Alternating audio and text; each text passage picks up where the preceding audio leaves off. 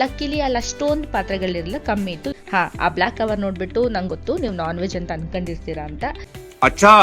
Bed ಮೇಲೆ ಸ್ವಲ್ಪ ಅಡಿಗೆ ಸೋಡಾನ ಮೇಲ್ಗಡೆ ಅಲ್ಲಲ್ಲೇ ಸ್ಪ್ರಿಂಕಲ್ ಮಾಡಿಬಿಡಿ ಗೈಸ್. ಇಲ್ಲಿ ಕಲೆಕ್ಷನ್ಸ್ ಇಲ್ಲ, ಇನ್ನೊಂದು 20 days ಇದೆ ಅಷ್ಟೇ ನನ್ನ ಮಗಳು ಬರ್ಡೇಗೆ.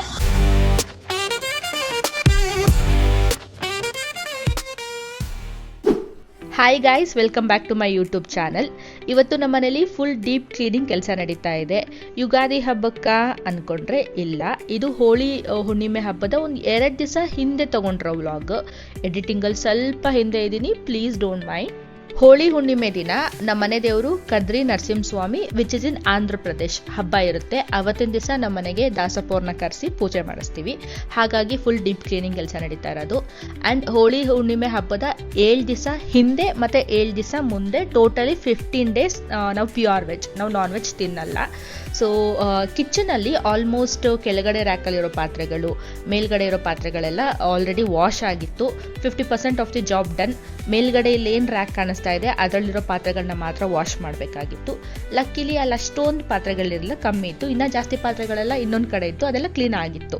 ಸೊ ಅದನ್ನೆಲ್ಲ ಫಸ್ಟ್ ಕೆಳಗಡೆ ಇಳಿಸ್ಬಿಟ್ಟು ಟಿಫನಿಗೆ ರೆಡಿ ಮಾಡ್ಕೊಳ್ಳೋಣ ಅಂತ ಹೇಳ್ಬಿಟ್ಟು ಇದೆಲ್ಲ ಕ್ಲೀನ್ ಮಾಡ್ಕೊತಾ ಇದ್ದೆ.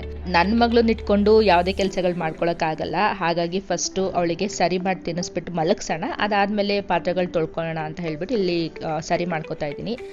ಆ ಬ್ಲಾಕ್ ಕವರ್ ನೋಡ್ಬಿಟ್ಟು ನಂಗೆ ಗೊತ್ತು ನೀವು ನಾನ್ ವೆಜ್ ಅಂತ ಅನ್ಕೊಂಡಿರ್ತೀರಾ ಅಂತ. ಇಟ್ ಈಸ್ ಕೊತ್ತಂಬರಿ ಸೊಪ್ಪು ಗೈಸ್, ಅನ್ಯತಾ ಭಾವಿಸ್ಬೇಡಿ.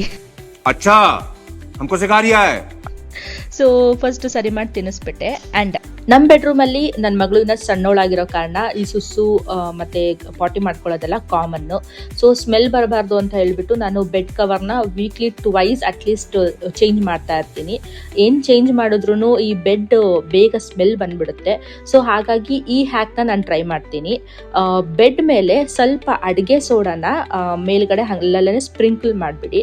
ಸ್ಪ್ರಿಂಕಲ್ ಮಾಡಿ ಒಂದು 30 minutes ಅದನ್ನು ಬಿಟ್ಬಿಡಿ ಅದ್ರ ಪಾಡಿಗೆ. ಅದಾದಮೇಲೆ ಅದನ್ನು ವೈಪ್ ಡೌನ್ ಮಾಡಿಕೊಂಡ್ರೆ ಅದಷ್ಟು ಸ್ಮೆಲ್ ಬರಲ್ಲ.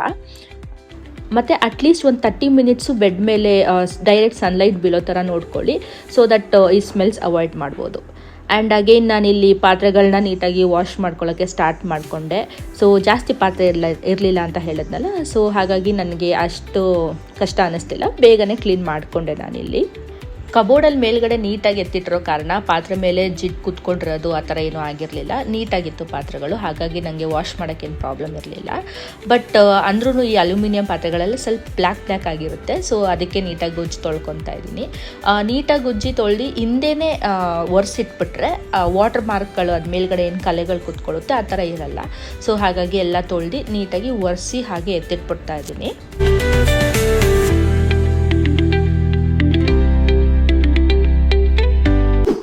ಸೊ ಗೈಸ್, ನಾವಿವಾಗ ರೆಡಿಯಾಗಿ ಸ್ಪಿನ್ನಿಗೆ ಹೋಗೋಣ ಅಂತ ಹೊರಟಿದ್ದೀವಿ. ನಾಳೆ ಹೇಳಿದ್ನಲ್ಲ ಒಂದು ಫಂಕ್ಷನ್ ಇದೆ ಅಂತ. ಆ್ಯಕ್ಚುಲಿ ಮಗು ಆದಮೇಲೆ ಐಬ್ರೋಸು ಏನೂ ಮಾಡಿಸ್ತಾ ಇರಲಿಲ್ಲ. ಸೊ ಎಸ್, ಅಟ್ಲೀಸ್ಟ್ ನಾಳೆ ಫಂಕ್ಷನ್ ಇದೆ, ಸ್ವಲ್ಪ ಹೋಗಿ ಅಟ್ಲೀಸ್ಟ್ ಐಬ್ರೋಸ್ ಮಾಡಿಸ್ಕೊಂಡು ಬರೋಣ ಅಂತ ಹೋಗ್ತಾ ಇದ್ದೀನಿ. ಸೊ ಗೈಸ್, ಸ್ಪಿನ್ನಿಗೆ ಹೋಗಿ ಬಂದಿದ್ದಾಯಿತು. ಸೊ ನೆಕ್ಸ್ಟ್ ನಾವೀಗ ಸ್ಟಾಪ್ ಕೊಟ್ಟಿರೋದು ಫಸ್ಟ್ ಕ್ರೈಗೆ. ನನ್ನ ಮಗಳು ಬರ್ಡೇ ಇರೋದ್ರಿಂದ ಒಂದು ಫ್ರಾಕ್ ನೋಡಬೇಕಿತ್ತು, ಹಾಗಾಗಿ ಫಸ್ಟ್ ಕ್ರೈಗೆ ಬಂದಿದ್ದೀವಿ. ನೋಡೋಣ, ಇಲ್ಲಿ ಚೆನ್ನಾಗಿ ಸಿಕ್ಕಿದ್ರೆ ಇಲ್ಲೇ ತೊಗೊತೀವಿ, ಇಲ್ಲಾಂದರೆ ಬೇರೆ ಕಡೆ ಆನ್ಲೈನಲ್ಲಿ ಎಲ್ಲಾದರೂ ಹುಡುಕ್ಬೇಕಾಗುತ್ತೆ ಅಷ್ಟೇ. ಗೈಸ್, ಇಲ್ಲಿ ಕಲೆಕ್ಷನ್ಸ್ ಇಲ್ಲ. ಸೊ ಸುಂಕುತ್ಕಟ್ಟೆಯಲ್ಲಿ ಇನ್ನೊಂದು ದೊಡ್ಡ ಶೋರೂಮ್. ಹಾಂ, ಅಲ್ಲೊಂದ್ಸಲ ನೋಡೋಣವಾ? ಬೇಬಿ ಪಾಯಿಂಟ್ ಅಲ್ಲ, ಅಲ್ಲೊಂದ್ಸಲ ನೋಡೋಣ. ಸೊ ಡಿ ಗ್ರೂಪಲ್ಲಿ ಡಿಸಿಷನ್ ಚೇಂಜ್ ಆಯಿತು.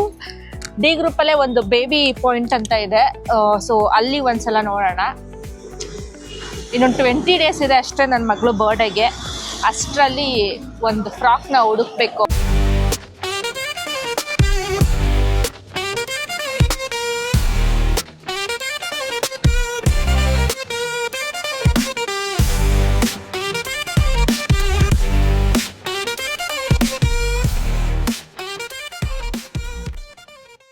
ನಮಗೆ ಬೇಕಾಗಿದ್ದ ಎಲ್ಲ ಕಲೆಕ್ಷನ್ಸು ಈ ಅಂಗಡಿಯಲ್ಲಿ ಸಿಕ್ತು. ಬಟ್ ಹೇರ್ ಬ್ಯಾಂಡ್ ಒಂದು ಸಿಕ್ಕಿಲ್ಲ, ಇನ್ನೊಂದು 2 days ಸಿಗುತ್ತೆ ಅಂತ ಹೇಳ್ತಾ ಇದ್ದಾರೆ. ಲೆಟ್ಸ್ ಸಿ, 2 days ಸಿಗುತ್ತಾ? ಸೊ ಗೈಸ್, ಶಾಪಿಂಗ್ ಮುಗೀತು, ಈಗ ಮನೆ ಕಡೆ ಹೊರಟು.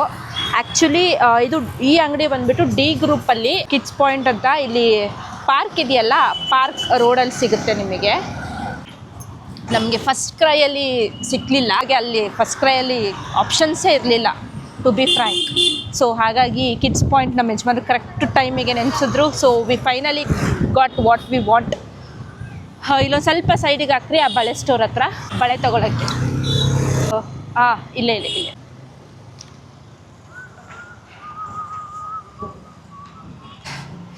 ಹೋಗಿ ಒಂದೆರಡು ಬಳೆನ ತಗೊಂಡು ಬರೋಣ.